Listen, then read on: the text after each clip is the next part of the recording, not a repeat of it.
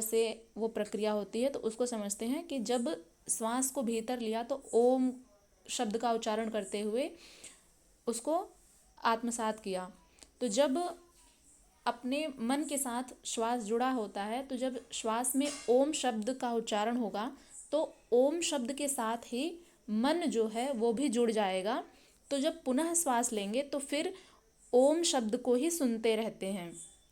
इस प्रकार यज्ञों द्वारा नष्ट पाप वाले ये सभी पुरुष यज्ञ के जान। हरे कृष्णा। नमः संस्कृताय प्रिय मित्राणि। सुप्रभातम। कैसे हैं आप सभी?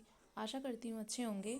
और आज हम लोग श्रीमद् भगवद गीता के चतुर्थ अध्याय के 29 और 30 नंबर के श्लोकों का अध्ययन करेंगे। इसके पूर्व हम लोग 28 श्लोकों तक अध्ययन कर लिए थे, जिसमें हमने जाना था कि श्री भगवान अर्जुन से कहते हैं कि कई पुरुष द्रव्य संबंधी यज्ञ करने वाले हैं और कितने ही तो तपस्या रूपी यज्ञ करने वाले हैं, तथा दूसरे कितने ही योग रूपी यज्ञ करने वाले हैं और कितने ही अहिंसा आदि तीक्ष्ण व्रतों से युक्त यत्नशील पुरुष स्वाध्याय रूपी ज्ञान यज्ञ करने वाले हैं। तो यहाँ तक हमने विस्तृत व्याख्या इसके पिछले वीडियो में पढ़ ली थी। अब आज हम लोग गीता के चतुर्थ अध्याय के 29 नंबर के श्लोक का अध्ययन करेंगे। तो सबसे पहले इसका वाचन करते हैं।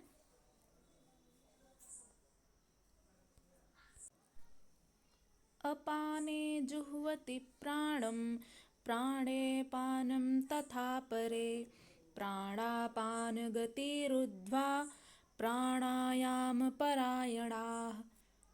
अर्थात श्री भगवान कहते हैं अपाने जुह्वति प्राणम।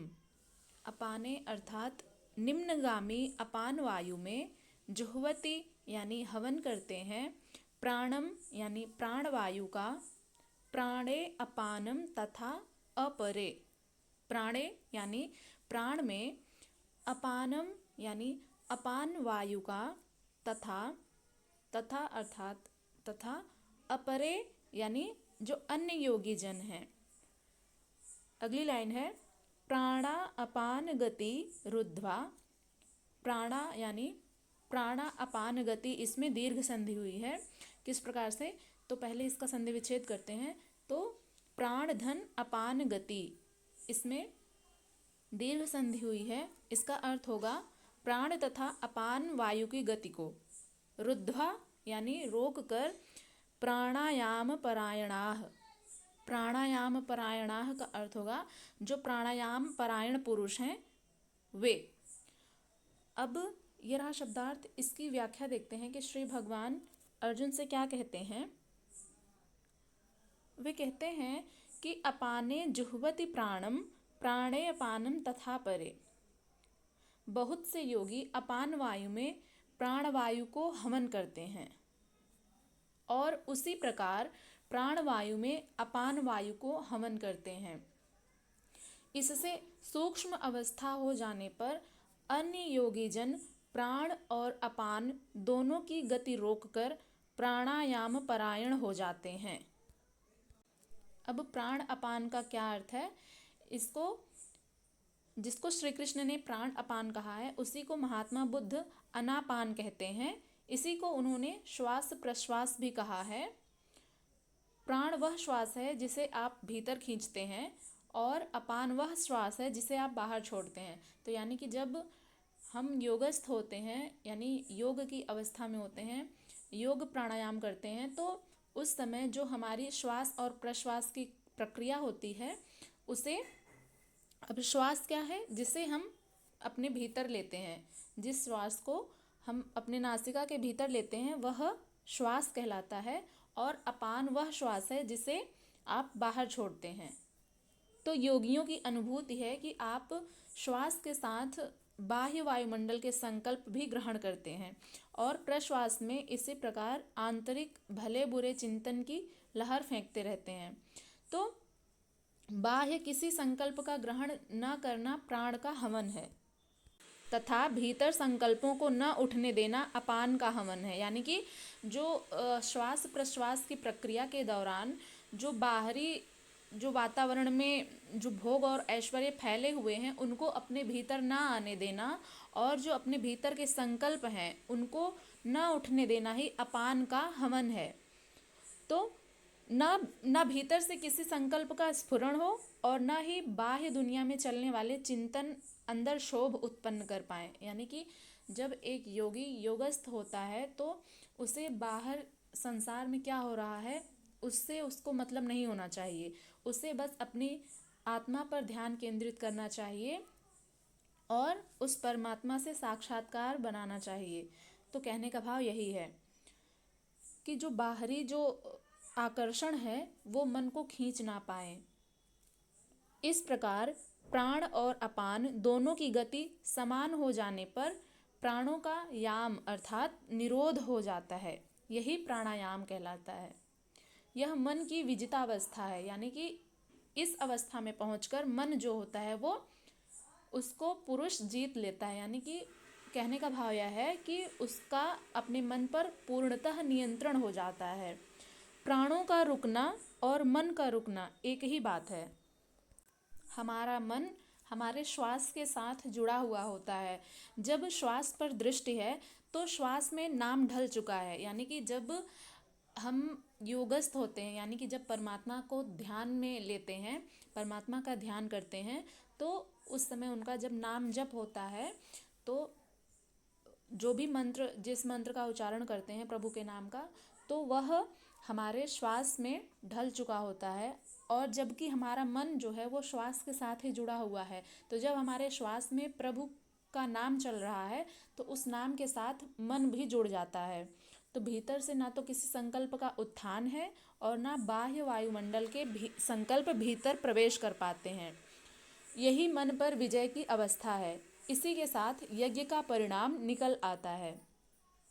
अब अगले श्लोक की तरफ बढ़ते हैं।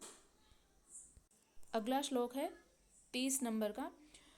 अपरे नियताहाराः प्राणान् प्राणेषु जुह्वति सर्वेप्येते यज्ञविदो यज्ञक्षपति कल्मषाः।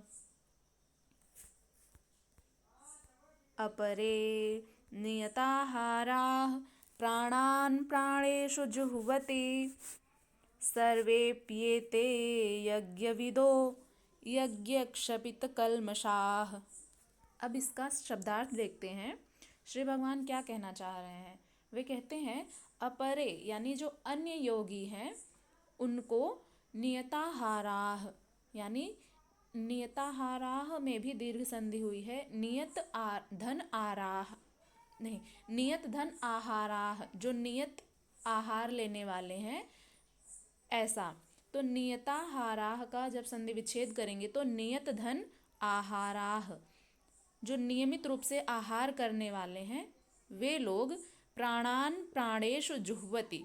प्राणान यानी प्राणों का, प्राणेषु यानी प्राणों में ही, प्राणेषु में सप्तमी विभक्ति बहुवचन है।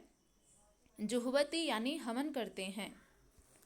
अगली लाइन है सर्वे पिएते यज्ञविदो यज्ञक्षपित कल्मषाः।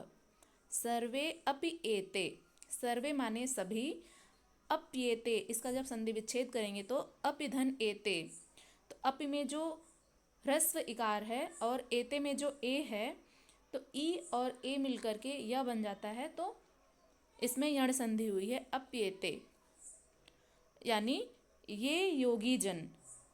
सर्वे अपि एते यानी ये सभी योगी जन यज्ञ विदो यज्ञ क्षपित कल्मषाः। यज्ञ विदो यानी यज्ञों को जानने वाले, यज्ञ क्षपित कल्मषाः यानी यज्ञों द्वारा पापों का नाश करने वाले।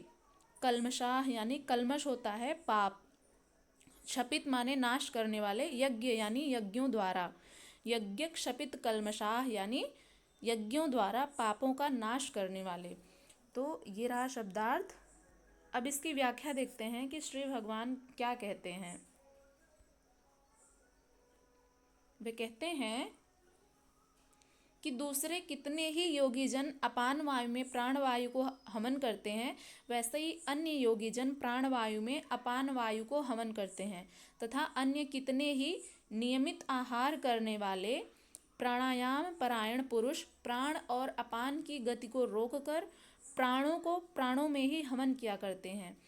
ये सभी साधक यज्ञों द्वारा पापों का नाश कर देने वाले और यज्ञों को जानने वाले हैं। कहने का भाव यह है कि जो दूसरे नियमित आहार करने वाले प्राण को प्राण में ही हवन करते हैं, उनके बारे में बतला रहे हैं कि एक योगी का आहार दृढ़, आसन दृढ़ और निद्रा दृढ़ होनी चाहिए। आहार विहार पर नियंत्रण बहुत ही आवश्यक होता है। ऐसे अनेक योगी प्राण को प्राण में ही हवन कर देते हैं। तो यज्ञ कई प्रकार का होता है, हमने पिछली वीडियो में पढ़ा था, जिसके विषय में हमने विस्तृत चर्चा की थी, जैसे कि द्रव्य यज्ञ, तपो यज्ञ और स्वाध्याय रूपी यज्ञ। इस प्रकार के जो यज्ञ हुए थे, योग यज्ञ, इनके बारे में हमने पिछली वीडियो में पढ़ लिया था। तो उसी को कह रहे हैं कि जब एक योगी का आहार दृढ़ होता है, आसन दृढ़ होता है और उसकी निद्रा भी दृढ़ होनी चाहिए। आहार विहार पर नियंत्रण बहुत आवश्यक होता है।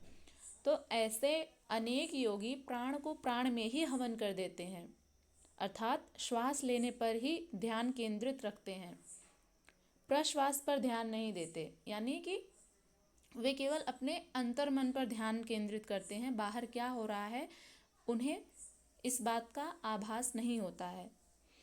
सांस आई तो सुना ओम, पुनः सांस आई तो ओम सुनते रहे। यानी कि ओम शब्द का यदि कोई योगी उच्चारण करते हैं तो किस प्रकार से वो प्रक्रिया होती है, तो उसको समझते हैं कि जब श्वास को भीतर लिया तो ओम शब्द का उच्चारण करते हुए उसको आत्मसात किया। तो जब अपने मन के साथ श्वास जुड़ा होता है, तो जब श्वास में ओम शब्द का उच्चारण होगा तो ओम शब्द के साथ ही मन जो है वो भी जुड़ जाएगा। तो जब पुनः श्वास लेंगे तो फिर ओम शब्द को ही सुनते रहते हैं। इस प्रकार यज्ञों द्वारा नष्ट पाप वाले ये सभी पुरुष यज्ञ के जानकार हैं। यानी उन्हें पता है कि यज्ञ के द्वारा पाप का नाश हो जाता है, तो वे इन सब विधियों को जानते हैं। इन निर्दिष्ट विधियों में से यदि कहीं से भी वे अपना प्रारंभ करते हैं योग करना, तो वे सभी यज्ञ के ज्ञाता है। अब यज्ञ का परिणाम बतलाते हैं, उसको हम लोग अगली वीडियो में जानेंगे कि यज्ञ का परिणाम क्या निकलता है। यहाँ तक आप लोगों को कोई भी संशय हो तो आप लोग निसंदेह पूछ सकते हैं। हम लोग मिलेंगे अब अगली वीडियो में अगले श्लोक के साथ।